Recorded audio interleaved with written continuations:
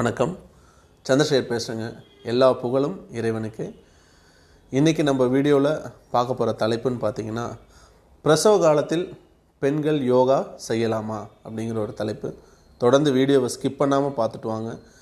இதில் சொல்லக்கூடிய விஷயங்கள் உங்களுக்கு பயனுள்ளதாக இருக்கும்னு நான் நம்புகிறேன். நீங்கள் அதை நம்பினீங்க அப்படின்னா யாரோ உங்களுடைய நண்பர்கள் ஒருத்தருக்கு ஷேர் பண்ணுங்கள். இது யாரோ ஒரு கர்ப்பிணி பெண்ணுக்கு போய் சேர்ந்தால் அவங்க இதை பார்த்து பலனடையட்டும்.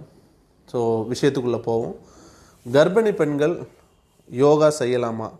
கர்ப்ப காலத்திற்கு கர்ப்பம் தரித்த முதல் 3 மாதமோ அல்லது கர்ப்பம் தரித்து அதுக்கப்புறமோ இல்லை கர்ப்ப கால நேரங்களில் யோகா செய்யலாமா அப்படிங்கிற ஒரு சில விஷயங்கள்லாம் நம்ம இந்த வீடியோவில் தெரிஞ்சுக்க போகிறோம்.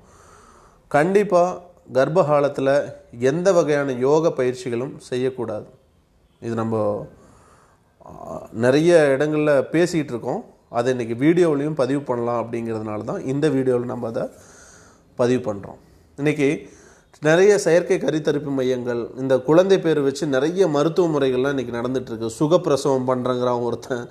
இதெல்லாம் நிறைய இனிய சுகப்பிரசவம்னு சொல்கிறாங்க. இதெல்லாம் நல்லா புரிஞ்சுக்கோங்க. பிரசவம் என்பது இறைவனால் நிகழ்த்தப்படுவது, மனிதனால் நிகழ்த்த முடியாது அப்படிங்கிறத நல்லா புரிஞ்சுக்கோங்க. ஏன்னா ஒரு அம்மா வயிற்றுக்குள்ளே கரு உற்பத்தி ஆகுது அப்படின்னா அந்த படைப்பை நிகழ்த்துபவன் இறைவன். இவ்வளோ பெரிய ஒரு பனிக்கூடத்தில் ஒரு குழந்தைய வச்சு உங்களால் வெளியில் வளர்த்த முடியுமா? அப்போது இந்த உடலுக்குள்ளே அப்படி ஒரு பிண்டத்தை உள்ளே வளர்த்துறது யார் அப்படின்னு பார்த்தீங்கன்னா இறைவன். அப்போ அந்த படைப்பாற்றல் அம்மாவுடைய கருப்பைக்குள்ளே நடந்துட்டு இருக்கும்போது இந்த யோகா அல்லது உடற்பயிற்சி இல்லை அதை பண்ணணும் இதை பண்ணணும் செயற்கையான விஷயங்களை உட்புகுத்தும் போது, இப்போ நீங்களே ஒரு விவசாயம் பண்ணுறீங்க. இப்போ அந்த விவசாயத்தில் மனித அறிவு கலக்கும்போது என்ன ஆகுது? ஒரு சாதாரண கத்திரிக்காய் இப்போ இவ்வளோ பெருசு வளர்ந்துருது. இப்போ அது அந்த கத்திரிக்காயோட பேர் என்ன? நாட்டு கத்திரிக்காயா? ஹைப்ரிட் தானே சொல்கிறோம். அந்த மாதிரி இயற்கையாக ஒரு குழந்தை வயிற்றில் அது அம்மாவுக்கு நார்மலானாலும் சரி சிசேரியன் ஆனாலும் சரி இயற்கையாக அது உள்ளே எப்படி ப்ரொடெக்ட் ஆகுது? குழந்தை தான் நமக்கு முக்கியமாக ஒழிய கட் பண்ணி எடுத்தால் என்ன, நார்மலாக எடுத்தால் என்ன? குழந்தை உள்ள இயற்கையான முறையில் கடவுள் எப்படி உருவாக்குறானோ அந்த முறையில் உருவானாதான் அந்த குழந்தை இந்த உலகத்தில் மிகச்சிறந்த படைப்பாக இருக்கும் அப்படிங்கிறதான் என்னுடைய நம்பிக்கை, என்னுடைய புரிதலும் கூட. இப்போ அந்த கர்ப்ப வித்யா கோர்ஸ், அதாவது இந்த ப்ரெக்னன்சி யோகா, கருத்தரித்த பெண்களுக்கான யோகா வகுப்புகளில் பொதுவாக என்ன சொல்கிறாங்கன்னு பார்த்தீங்கன்னா, குழந்தைங்களுக்கு நல்ல சுலோகனை சொல்லிக் கொடுங்க. குழந்தைக்கு நல்லா புரிஞ்சுக்கோங்க. அதுக்கு பாட்டு பாடுறதுனாலையோ நல்ல படங்கள் பார்க்குறதுனாலையோ குழந்தைக்கு ஒரு சேஞ்சஸும் கேட்காது, ஒன்றும் புரியாது. அம்மாவுடைய மனசு சந்தோஷமாக இருக்கும், அவ்வளோதான். சரிங்களா? அது இவங்க ஏதோ அந்த ட்ரைனிங்கெல்லாம் கொடுத்து குழந்தைக்கு ஒரு பொய்யான தகவலை நம்மளை நம்ப வைக்கிறாங்க அப்படிங்கிறதுக்காக தான் இதை நம்ம இந்த வீடியோவில் நம்ம பதிவு பண்ணுறோம். இதெல்லாம் கேட்கறனால அம்மாவுடைய மனசு சந்தோஷமாக இருக்கும். அம்மா மனசு சந்தோஷமாக இருக்கிறதுனால குழந்தை இதாக வளரும்னு சொன்னால் பரவாயில்ல. இது குழந்தைக்கு காது கேட்கும், குழந்தைக்கு மூமெண்டெல்லாம் நல்லா இருக்கும், குழந்தைய வயிற்றுக்குள்ளேயே நாங்கள் ட்ரெயின் பண்ணுறோம் அப்படின்னு பொய்யான தகவலெலாம் சொல்லி நிறைய பணம் பறிச்சிட்டு இருக்காங்க. அதெல்லாம் மிக தவறான ஒரு செயல். ஸோ எப்பயுமே இந்த படைப்பு பிரசவ காலத்தின் போது எந்த வகையான செயல்களும் முதல் 3 மாதத்துக்கு செய்யக்கூடாதுங்க. அதுக்கப்புறம் மெல்ல நம்மளுடைய வீட்டு வேலைகளை செய்துட்டு வந்தாலே போதும், இனிய சுகப்பிரசவம் தானாக நடக்கும். நம்ம பாட்டியெல்லாம் போய் யோகா பண்ணிக்கிட்டா இருந்தாங்க. வயக்காட்டில் போகும்போது மரத்து ஓரத்தில் போய் குழந்தைய பெற்று எடுத்துகிட்டு வந்தவங்க கதை எவ்வளவோ நம்ம பார்த்துருக்கோம். நம்ம 3 ஜெனரேஷனுக்கு முன்னாடியெல்லாம் என்ன நடந்துச்சுன்னு கேட்டு பாருங்கள் வீட்டில் இருக்கவங்ககிட்ட. அதுதான் இனிய சுகப்பிரசவம். சரிங்களா? இனிய சுகப்பிரசவம் நிகழ்த்துபவன் இறைவன்.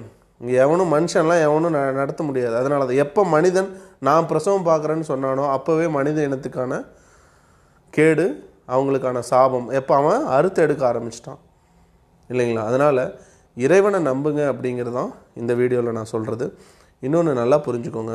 குழந்தை வயிற்றுக்குள்ளே இருக்கும்போது குழந்தைக்கு உயிர் கிடையாது. அது வெறும் பிண்டம். அதனுடைய உடம்பு, தலை, கை காலெல்லாம் இருக்குமோ இல்லையா, அதுக்கு கை கால் அசைகிறதோ இல்லை அதுக்கு காது கேட்குங்கிறதோ பார்க்க முடியுங்கிறதோ எல்லாம் பொய்யான தகவல். அப்படி ஒரு விஷயம் கிடையவே கிடையாது. சரிங்களா?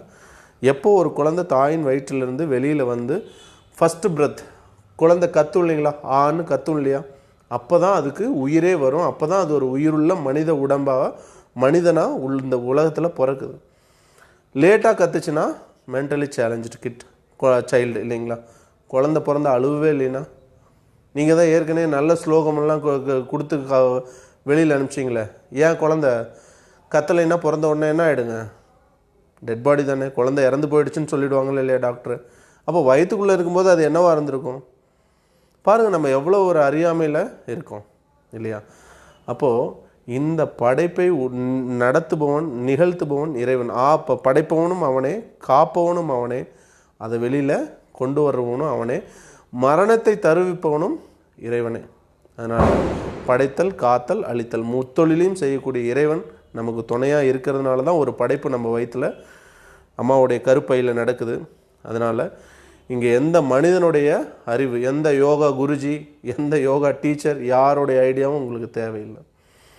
சரிங்களா. கர்ப்பகாலத்தில் ஒரு செடி, ஒரு தாவரங்கள் எப்படி இயல்பாக இருக்கோ அது மாதிரி இருந்தாலே போதுமானது. உங்களுடைய இயற்கையான வேலைகளை செய்துட்டு வந்தாலே போதுமானது. ஏதாவது விலங்குகள் யோகா செஞ்சு டெலிவரி பண்ணிகிட்டு இருக்குதா, நார்மல் டெலிவரி ஆகுன்னு சொல்லிகிட்டு இருக்குதா, அதெல்லாம் கிடையாது தானே. அதனால் நம்மளும் ஒரு மிருகம்தான் இந்த உலகத்தில், நம்மளும் ஒரு உயிர், இறைவனால் படைக்கப்பட்ட உயிர். எந்த மனிதனுடைய அறிவும் நமக்கு தேவையில்லை. ஏதாவது சிங்கம், புலி, கரடி, நாய், நரி குட்டி போடுறதுக்கு யாரையாவது துணையாக குருஜியை தேடிக்கிட்டு இருக்கான்னு, இயற்கை அதை பார்த்துக்கும். நம்ம இயற்கையோடு ஒத்திசைந்து வாழ்கிறது தான், அதுதான் யோகா வாழ்க்கை. கர்ப்பிணி பெண்களை குழந்தையிலேருந்தே யோகா வாழ்க்கையில் வளர்த்து எடுத்தோம் அப்படின்னா நார்மல் டெலிவரி ஆகிட்டு போகுது. அது எப்படிங்க டெலிவரி காலத்தில் ஒரு 2 மாதம் செஞ்ச உடனே நார்மல் டெலிவரி ஆகிடுன்னு. நீங்கள் ஒரு டேட்டா பேஸ் எடுத்திங்கன்னா 10 பெண்களுக்கு எடுத்திங்கன்னா 8 பேருக்கு சிசேரியன் தான் இருக்கும். அங்கே கிளாஸுக்கு போனவங்களுக்கே சொல்கிறேன், 2 அல்லது 3 பெண்களுக்கு நார்மல் டெலிவரி ஆகிருக்கும். இது நார்மலாக எடுக்கிற டேட்டாவும் இப்படி தான். இந்த மாதிரியான வகுப்புகளுக்கு போனாலும் இதே டேட்டா தான். அதனால் இந்த மாதிரியான பொய்யான பரப்புரைகளை யாரும் நம்ப வேண்டாம். நம்மளுடைய பாரம்பரிய கலாச்சாரம், நம்மளுடைய முன்னோர்கள் எல்லாம் என்ன செஞ்சாங்களோ அதை வீட்டில் என்னன்னு கேட்டு அதை பயன்படுத்திட்டு வந்தீங்கனாலே, அந்த கலாச்சாரத்தை பயன்படுத்தினோம்னாலே நமக்கு இனிய சுகப்பிரசவம் இறைவனால் வழங்கப்படும் அப்படிங்கிறத இந்த வீடியோ மூலமாக நான் உங்களுக்கு சொல்லிக்கிறேன். நன்றி, வணக்கம்.